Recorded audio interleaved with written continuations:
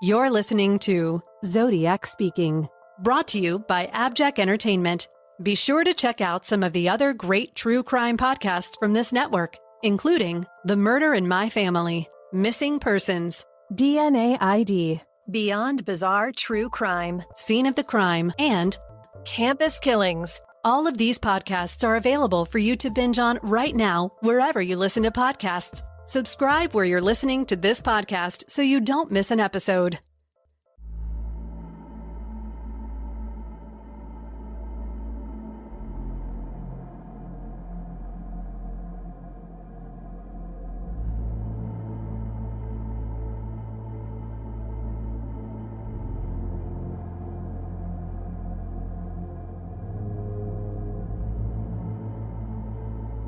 This is a Zodiac Speaking.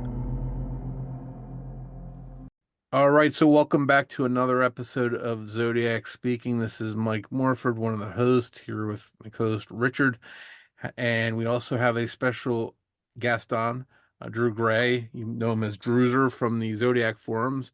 He's here, and we're going to talk some interesting stuff today, and I will just turn it right over to Drew, our special guest, and he can fill us in on what we're going to chat about. Howdy, folks. Nice to be here. Favorite Zodiac podcast. I wanted to jump into an article that I assume I was put onto it through Richard, because that's how I learn everything. This was in the Riverside Press Enterprise on November 24th, 1966. And that date's going to be important. So this would be, it's dealing with an incident which occurred 2 days previously, so November 22nd, and that would be about a week before the infamous typed confession letter was sent regarding the murder of Cheri Jo Bates. And there are a number of intriguing things in this article that will, I think, be immediately apparent to our listeners here. This was, the headline is "Man Tried to Rape Her, Talked of Slaying Co-ed," written by John Montgomery. And I think I'm just going to read this, and then we can interject some commentary. Sounds good. A 19-year-old UCR girl subjected to an apparent attempted rape Tuesday was questioned at length by detectives seeking a possible connection with the murder of Cheri Bates. Quote, "There is a possibility of a connection between this incident and the Cheri Bates murder," said Captain Irvin Cross, head of the police detective division. The girl told detectives a man from whom she accepted a ride made numerous references to the Cheri Bates murder and attempted to attack her when she refused his advances. The sheriff's office was called at 8:30 p.m. Tuesday after the girl was apparently held captive for more than 2 hours before making her escape. The girl was taken to the Riverside police station after Sheriff's Deputy Ron Teschler contacted her at home in the High Grove area following the ordeal. Quote, "There are a lot of kooks running around," she quoted the man as saying. "You heard about that girl at the city college, didn't you?" The girl gave police the following account of the incident.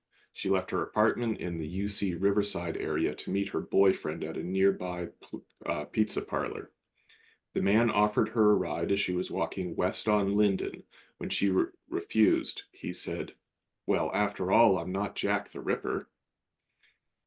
She then recognized him as a man, whose name she didn't know, who had given her a ride about 3 weeks ago and accepted the ride. He dropped her off at the pizza parlor. When she was unable to locate her boyfriend, she started walking again towards the UCR library. The man drove up behind her again and told her he would take her to the library. However, instead of dropping her off at the library, he drove her up a dark, lonely road, apparently near Pitch Pass.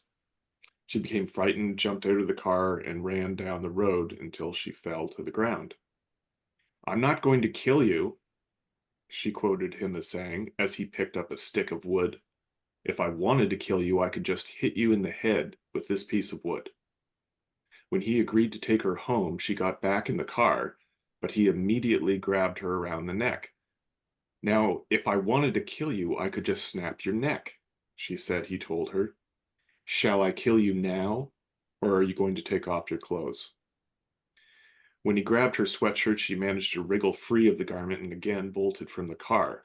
She hid in the woods until he left, and then received a ride to the house in Highgrove area from where the sheriff's office was called. She was upset and crying, and she had scratches on both her upper and lower arms, the police report noted. The girl said she left her sweatshirt and her purse containing her wallet and 2 paperback books in the car. The girl described the suspect as about 35 years old, 5 foot 9 inches, with a chunky, protruding stomach. He was dressed in a light plaid shirt and light trousers and jacket, she said. And that's all we have from this incident. Hmm. But obviously It's that description sounds familiar, does it not? yeah, it's sort of, to me, it's mixing a little bit of Cheri Jo Bates because you're talking about a library, and then you're also definite shades of Kathleen Johns. Absolutely. Now we see this throughout the Zodiac case and the Riverside case. Is we have this possible connection, which, if true, means a whole lot more. We don't know that the Zodiac was a sex predator, but it's certainly possible. We don't know that he attempted to abduct Kathleen Johns. I don't personally think he did, but if it's we're combining ifs. If this guy was the Riverside killer, then that probably means that he was the Zodiac.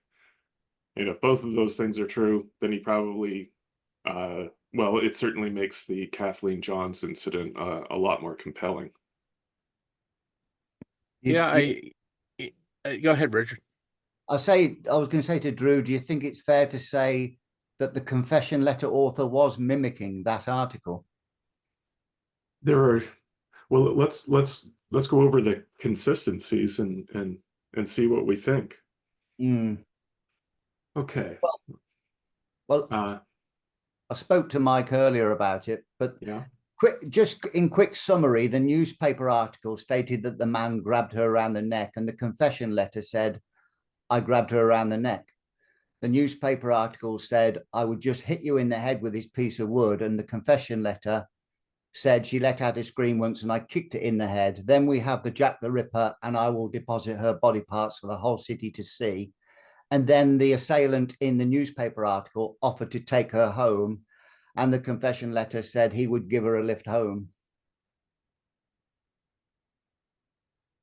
Yeah, absolutely, and of course the sexual deviance implied in both incidents is another link.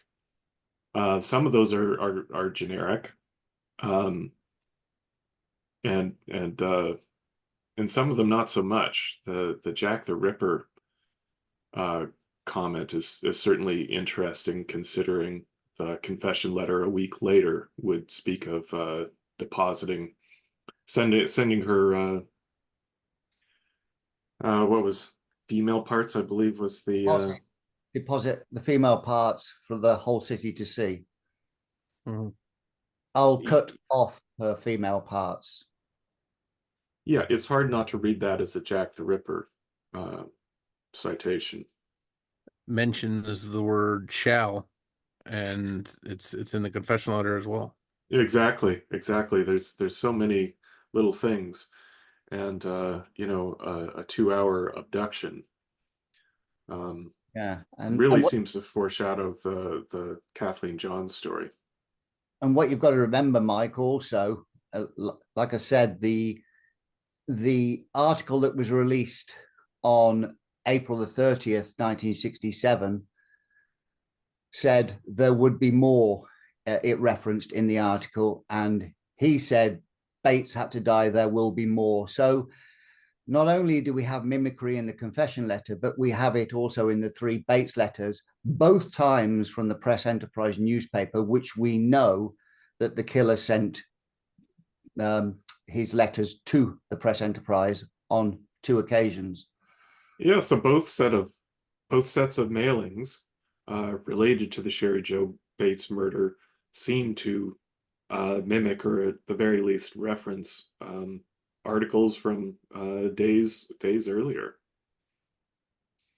Yeah, and also, as we pointed out, the Riverside desktop poem may have been authored shortly after the November the 3rd article that mentioned the attempted murder of the woman in Riverside, on the Riverside campus in 1965 on April the 13th, Rosalind Atwood. Yeah. So at what point is this not a coincidence? Well, exactly. It all tends to line up now. But I would love to contact her, but I can't get her email. Mm. Well, maybe we can dig into that a little bit more and come up with a way to contact her. And maybe I missed it, but was there a description of that vehicle? No, that was one of at least 2 key pieces of information that was not contained in this article. But I would be surprised if it wasn't in the initial police report. Why it wouldn't be transferred to this article seeking help from the public, I don't really know. But there was no description of the car, and there was no description of the man's hair. That seems like a glaring missed opportunity to Yeah. get information. She spent 2 hours with this man, apparently.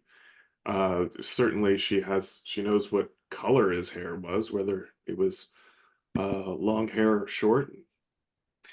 One would assume that she could say whether it was an old car resembling a Studebaker, for example. Or at least a color, is it a big car, a small car, is it blue, is it? Yeah.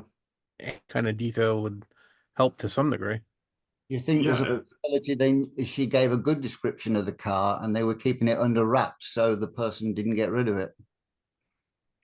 That's a possibility too. There could be strategy in it.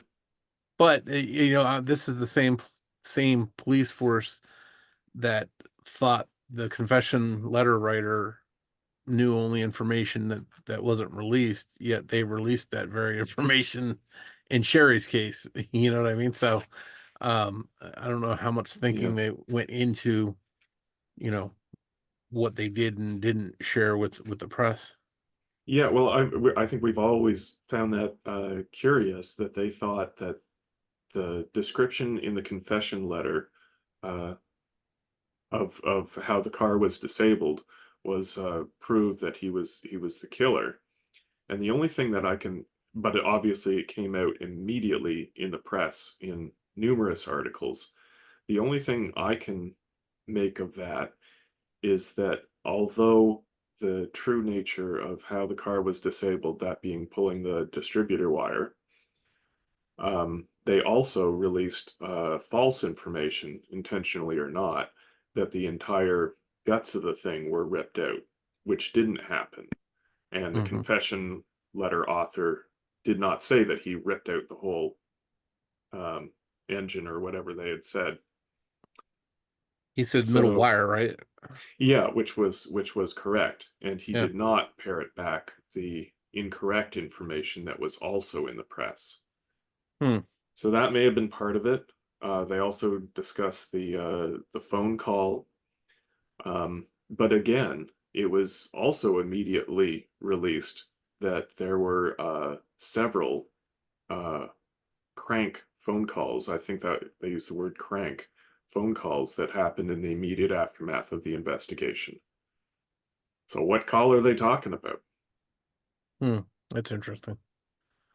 And I think it'd be great to know more about this man that picked up this girl and compare notes on what matches, what doesn't. But I think we talked a little bit about what matched to the Bates case or to maybe some of Kathleen Johns' case, but the one thing that I think we need to mention doesn't match is Zodiac never, any confirmed Zodiac attack, never sexually attacked or attempted to undress any victim.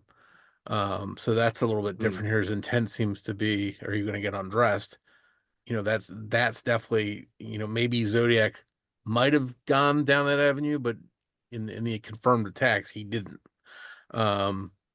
So I think that's a little bit different. And there's no, even in Cheri's case, there's no evidence she was sexually assaulted. So maybe could her killer have been planning to try and do that? Maybe. But they definitely didn't. So I think that's where it's a little bit different because this guy in the car is mentioning taking off her clothes, and that's something we just don't see in Cheri's case or any of the Zodiac cases. Yeah, it's one if after another. I personally think that the man who attacked Cheri did have an intention to assault her, but we can't prove it.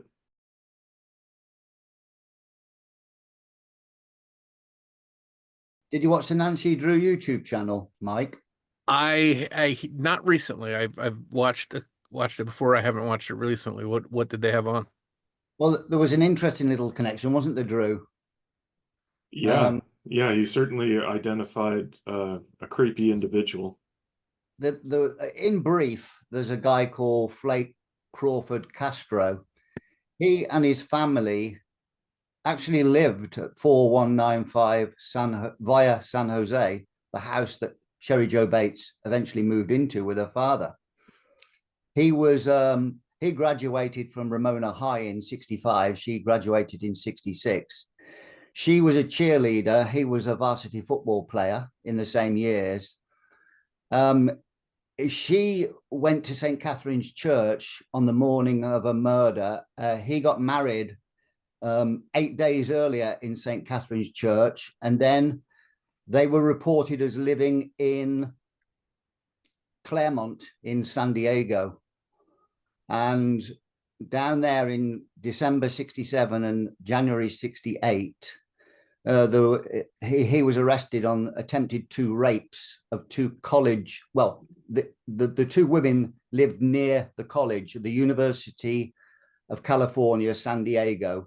And then in 74, again, he was arrested for attempted two rapes in the actual dormitory of University of California, Riverside.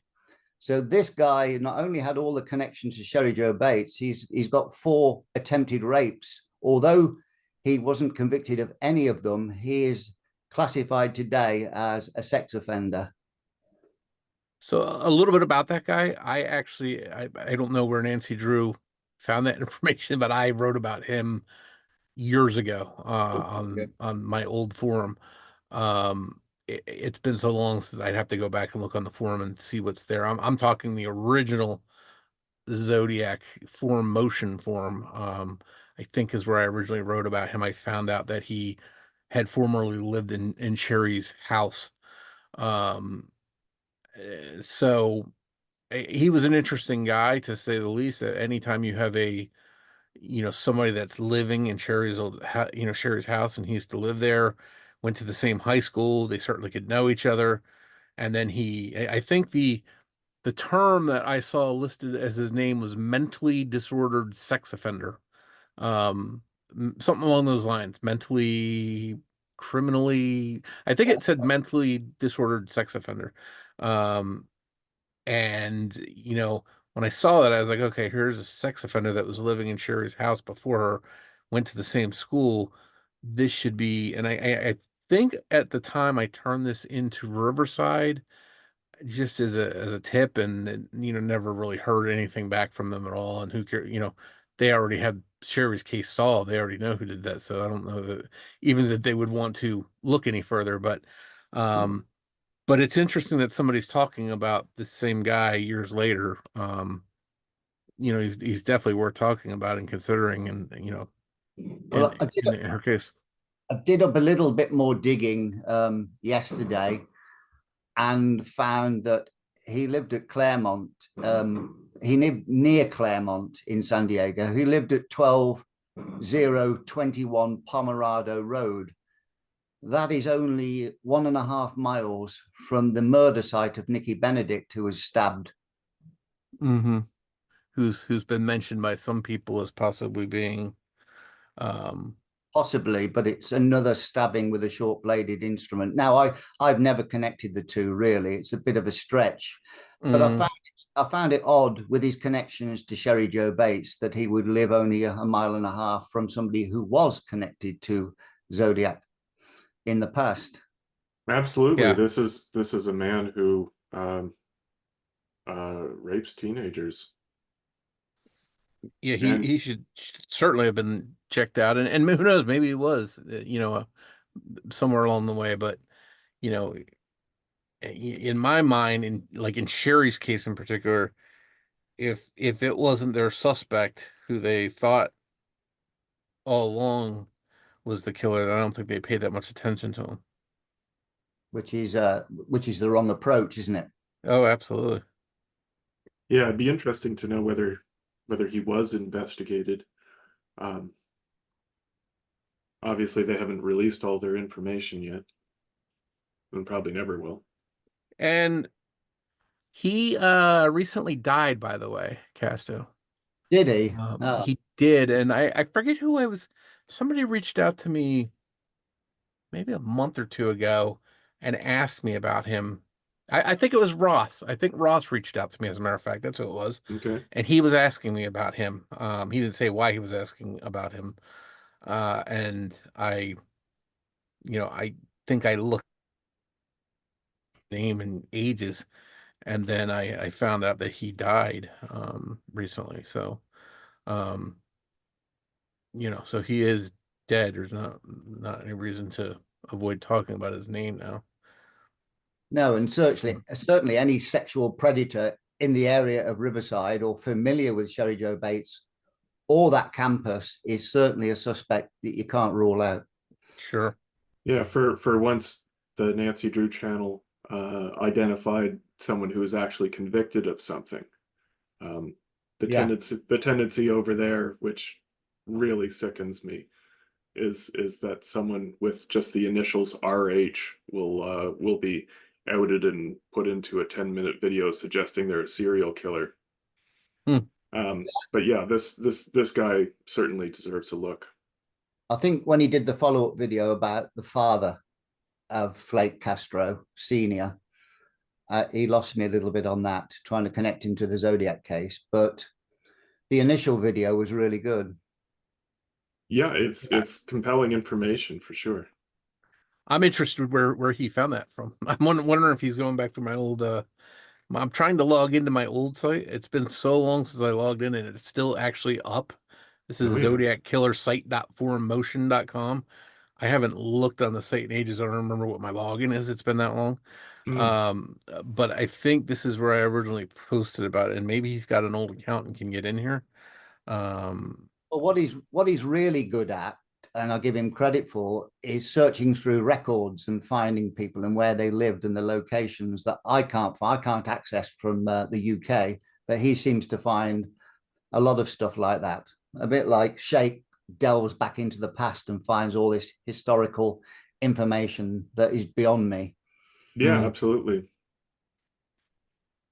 One other thing I wanted to mention, going back to the Montgomery article of November 24, is that this woman who was this 18-year-old, 19-year-old who was abducted said she had first got a ride from this individual 3 weeks earlier. And that would be like a day or two after the Cheri Jo Bates attack. So she's saying that she drove with this guy before? Yeah. And it seems that it wasn't until she was in the car going down the road 3 weeks later, and he mentioned Jack the Ripper, that she realized that she then recognized him as a man whose name she did not know, who had given her a ride about 3 weeks ago. So that would be like November 1st. Yeah. Interesting. But odd that he didn't do anything out of the ordinary the first time around. Exactly. And if he was the killer of Cheri Jo Bates, we've been led to assume that this individual would have scratches on their face. Well, Yeah.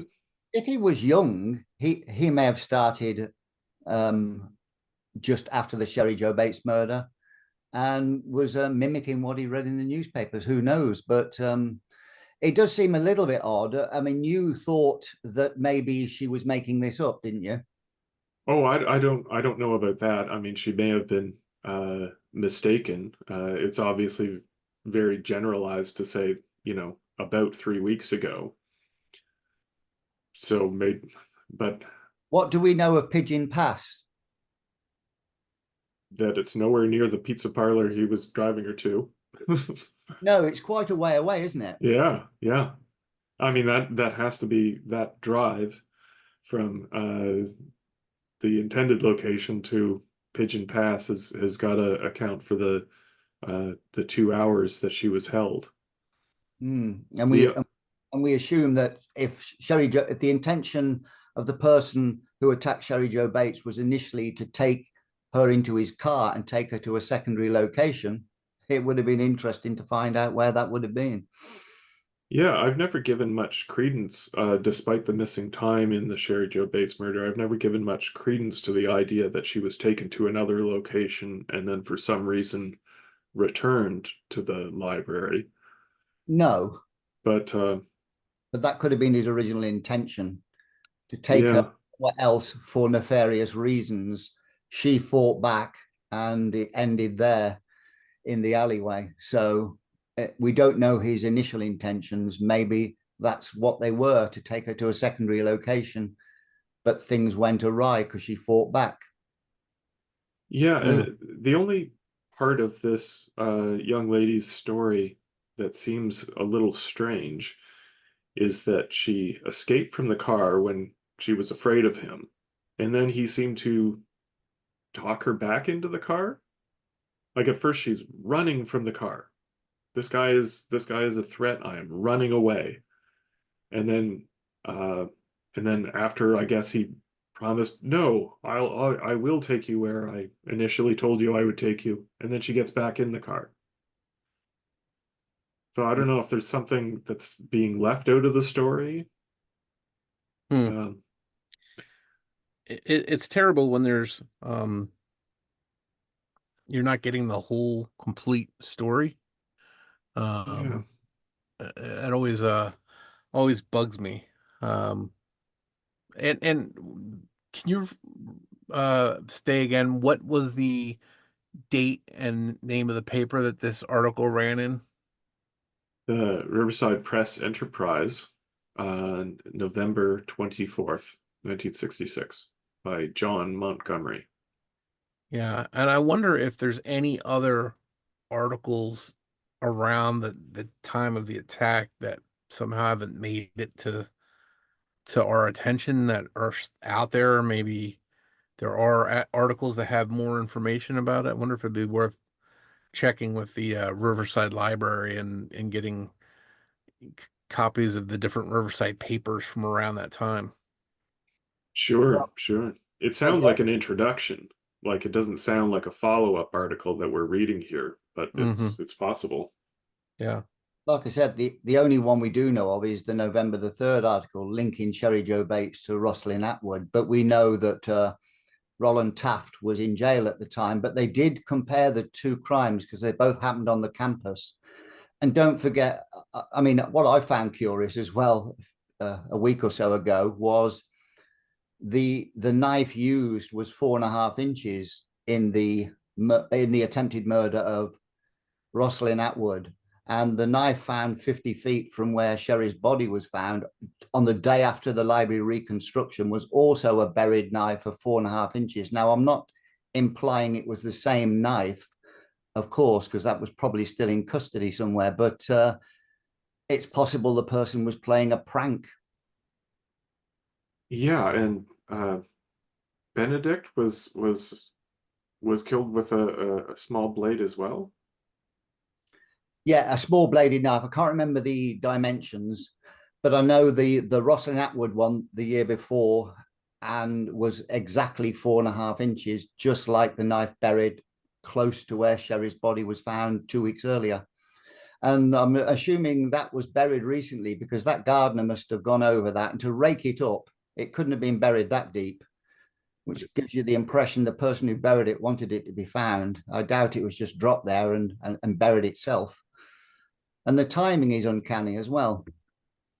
It sure is.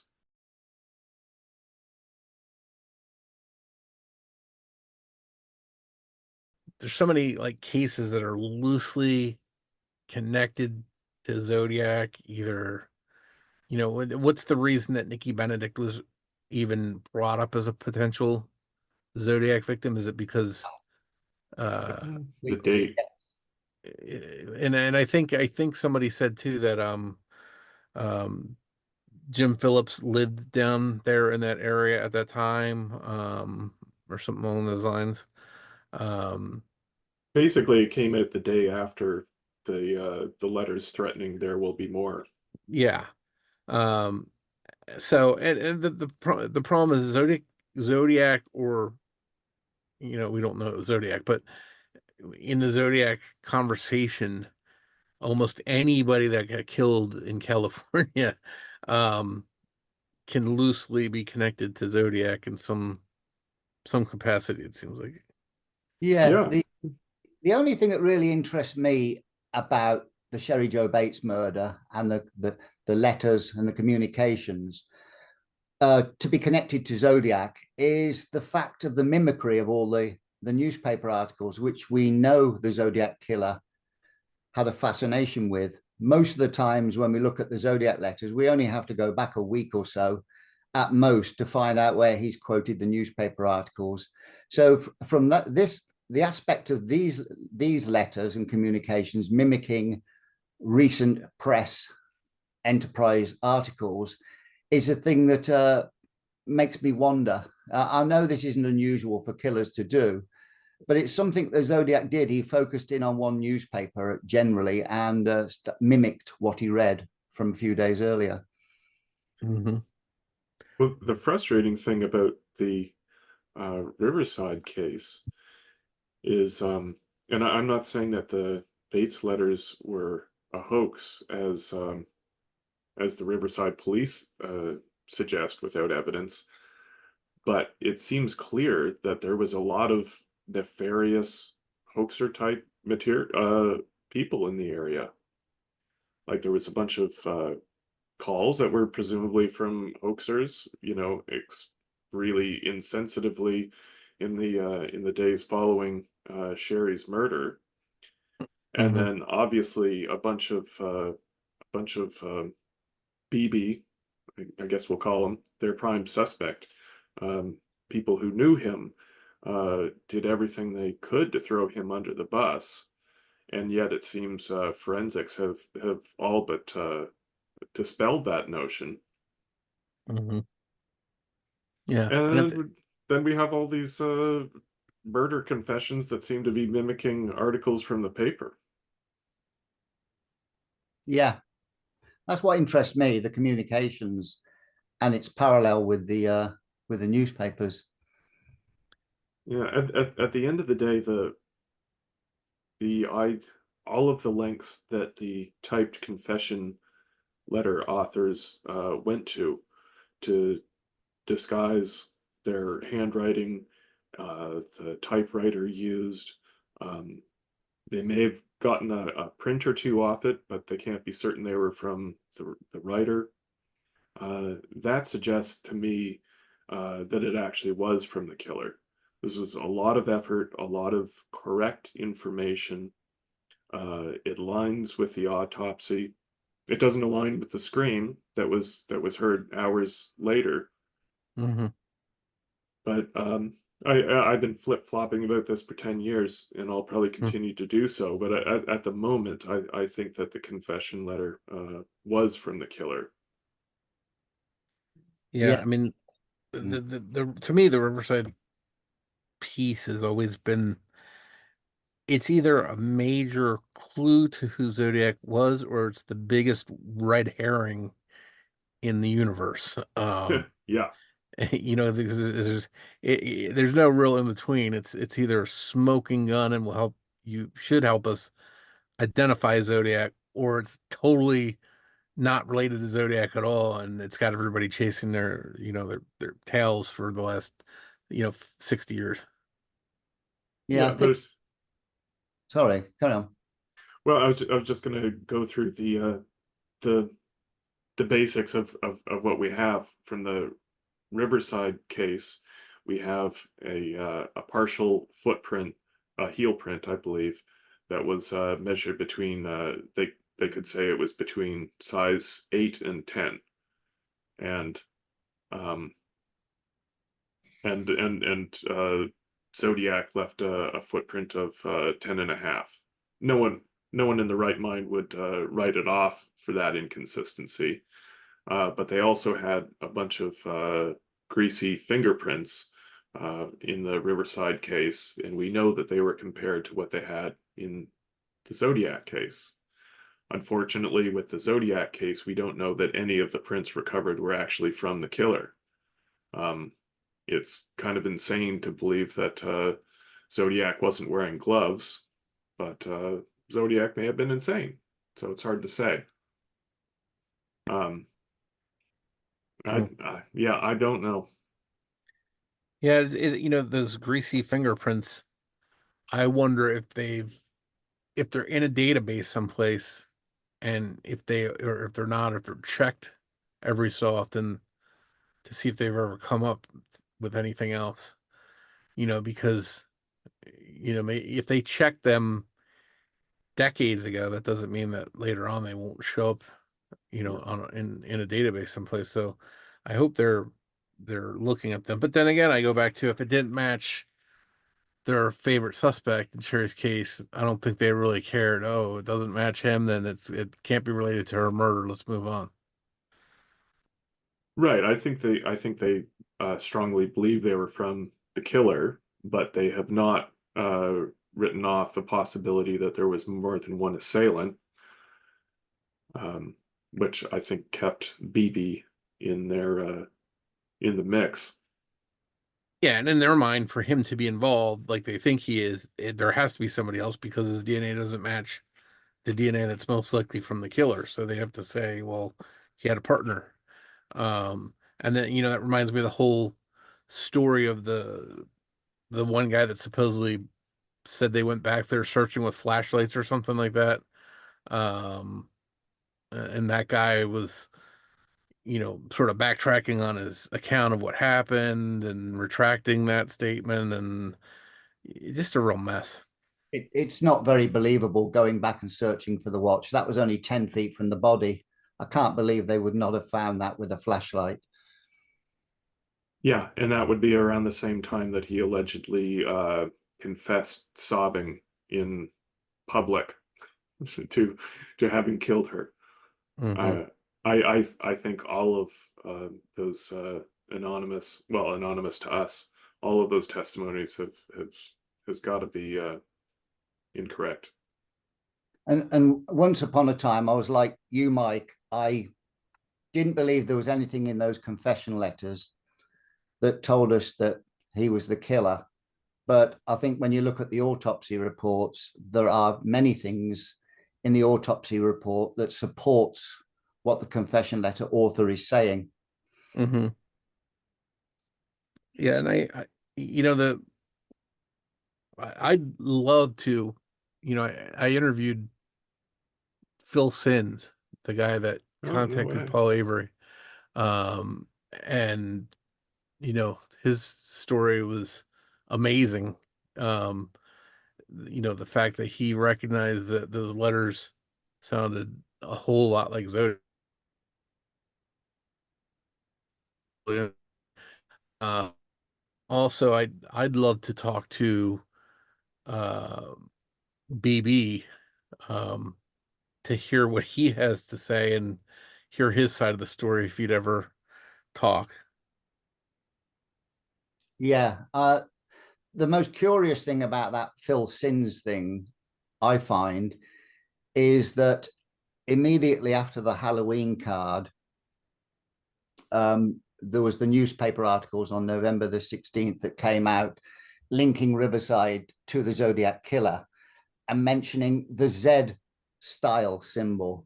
And the Halloween card was the only time the Zodiac up to that time had used the Z symbol in his communications. That's what I found very curious. Curious timing, let's put it that way. Yeah, a little over 2 weeks earlier. Yeah, that is interesting. Now, we don't think it was I don't think it was a Z or a Z, but nevertheless, that's what they interpreted it as. And so it was curious timing, especially when you think the previous Little List letter parroted certain words from the confession letter also. The interesting thing about this, so now we're left with a lot of questions, and again, maybe finding other newspaper articles might provide more answers, but we have a guy in Riverside that is connecting himself or talking about Cheri's case anyway, threatening this girl, giving her a ride in a situation that sounds remarkably like Kathleen Johns. And just like with Kathleen Johns, we don't know for sure she was a Zodiac victim. I mean, I maybe she had that experience with somebody, but he never said I'm Zodiac. The only reason it got connected to Zodiac because she saw his picture and alone said that's the guy. Besides that, there's nothing. Zodiac never abducted anybody that we know of. So the fact this is very interesting in that it mirrors the Kathleen Johns case so much could just be yet another red herring, because this unfortunately might not even be related to Kathleen Johns or to Zodiac. Well, the problem with the Kathleen Johns story, in my opinion, is she stated she was abducted for about 1.5, maybe 2 hours, and ended up 300 meters away from her car at the end of this abduction. So I don't know. It's not a very successful abduction to take her around for 2 hours and then to deposit her back where she escaped out of the vehicle, let's put it that way, at virtually the identical place her car was originally abandoned.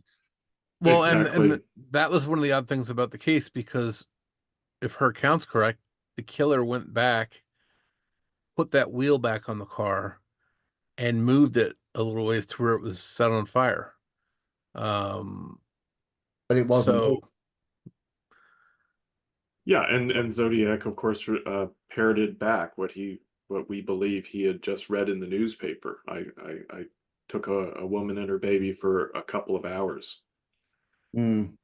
yeah, without providing any solid information that could confirm it was him. Yeah, if we feel confident that the Johns incident, whatever it may be, was not in fact a multi-hour incident, then I think we can write off the entire claim. If the Halloween card did exist that was sent to Johns mentioning a blue car, then this story may have a little bit more credibility, because I don't think the color of her car was mentioned in any newspapers. Yeah, that scenario has been offered. It sure is a shame that the card was lost in the mail. If it existed. Yeah. That's the thing with this case. There's a lot of things that, according to hearsay, things existed, but we've yet to see them with our own eyes. Yeah, I've never liked to suggest that Kathleen was lying. I assume that she was incorrect. But I don't. You want to give people the benefit of the doubt, of course. Yeah, especially people who seem to be victims of nefarious individuals. Yeah. So, any final thoughts before we wrap up? Well, what I've been doing recently, I've been trying to link, because the Zodiac spoke of the most dangerous game, I was trying to find something in the confession letter that referenced The Most Dangerous Game or one of its offshoots. And I looked at the line, "I am not sick, I am insane, but that will not stop the game." And what I found was in 1945, there was a copycat movie, effectively, of The Most Dangerous Game called A Game of Death. And when you think both of these characters in the 1945 film and the 1932 film were both described as insane, heartless, psychopathic men, I found it quite curious when he said, "I am not sick, I am insane, but that will not stop the game." In other words, was that mimicking The Game of Death and The Most Dangerous Game? And these were his initial thoughts back down in Riverside, let alone when he wrote the trinity of letters to the 3 newspapers in the Bay Area.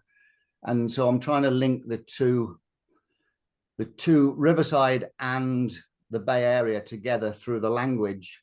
I mean, that's not compelling, but that's what I'm attempting to do at the moment. Yeah, it's the signature that seems to be shared between the killer of Cheri Jo Bates and the Zodiac. If we assume that the type confession was from the killer, clearly both individuals, whether they're the same or not, this was a game, an unusual game. And also, Mike, nowhere in Richard Connell's short story or the movie or any subsequent movie have I ever seen the phrase "man is the most dangerous animal of all," apart from I've found now 3 or 4 newspaper articles that has that exact quote. And it was from Merian C. Cooper, who was the associate producer of The Most Dangerous Game film. He said this on the release of that movie. He's the only person I've ever seen quoted as saying those exact words. So in 90 years, I've found 3 newspaper articles with this exact quote. And I'm staggered to work out how the Zodiac found this exact quote, if indeed he wasn't just lucky in stumbling across this quote. Yeah, I mean, it's possible he was definitely, a movie buff or read a lot and read this guy's quote. Well, to read the quote, this is why I went into the idea that to read this quote, the easiest way to do it back then without newspapers.com and stuff like that is to go into a library and go through the microfiche before you prepare your letters. In other words, put a lot of effort into what you're doing. And this sort of played me into the Riverside angle and the desktop poem. Was this person a historian? Was he a regular of the library? Did he work in a library and had access to all this material? Fascinating. A lot of questions that we just don't know. Exactly. Yeah. The question I would try to leave the audience with is whether, if we assume that the killer wrote the letter, was he being honest about his affiliation with the victim? That he had known her for years and she had brushed him off, and that this was essentially a revenge. Or would that be the opposite of what truly happened, and that she was in fact a stranger to him? It seems odd to me that you would take revenge on a woman for this kind of behavior, and then essentially tell the police what your motivation was. Yeah, to me, the thing that's always bothered me about the confession letter of him saying, "For all the brush offs over the years," to me that seems like it's trying to mislead the police. I equate that to the Zodiac when he called from the Vallejo phone booth saying, they saw the guy that saw my car.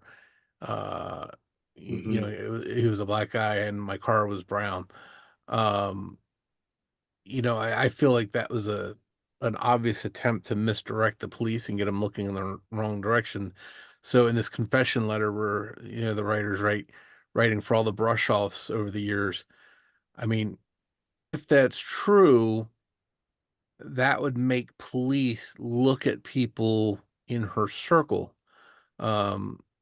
and that would more of a chance the police might catch this person if he was in her orbit. And, one of her friends said, hey, so-and-so used to ask her out. She used to brush him off all the time. Which to me makes it seem like it's an attempt at misleading the police. But then again, if you're a stranger and you're not connected to Cheri at all, what would be the need to misdirect the police? You just don't send that letter at all to mislead them, because you're not tied to Cheri Jo Bates in any way.